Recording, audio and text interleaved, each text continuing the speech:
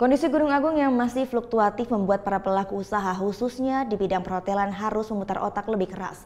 Berbagai penawaran diskon hunian pun diberikan jika nantinya Gunung Agung kembali erupsi dan berdampak pada penerbangan. Salah satu hotel yang rela memberikan diskon besar-besaran jika nantinya Gunung Agung kembali erupsi dan berdampak pada penerbangan ialah Hotel Melia Bali. Hotel bintang 5 yang berada di kawasan elit Nusa Dua ini tak tanggung-tanggung akan memberikan diskon besar hingga 25% bagi para wisatawan yang akan menginap di sini.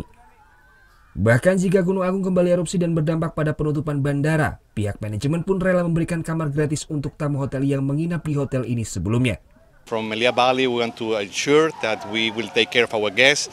We have in place now a new cancellation policy where all the guests who book now and decide to cancel afterwards because any further action or eruption from Mount Agung, we will have free cancellation policy.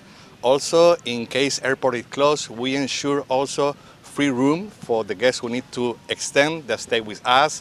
And we also will give a 20% discount on all F&B in case they decide to stay longer with us because airport closure. So we are doing a lot of actions in order to assure our guests a very safe and pleasant stay with us in Melia Bali.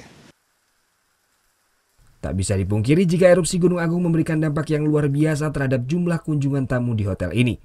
Okupansi hotel pun menurun hingga berada di angka 40%. Jika biasanya di hotel ini hunian kamar menjelang akhir tahun selalu penuh, kini hanya terisi sekitar 40%. Dari total jumlah kamar mencapai 500 kamar.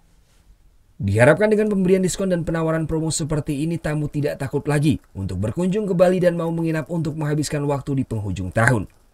Vera Zenvia Dewa Priana melaporkan untuk NET.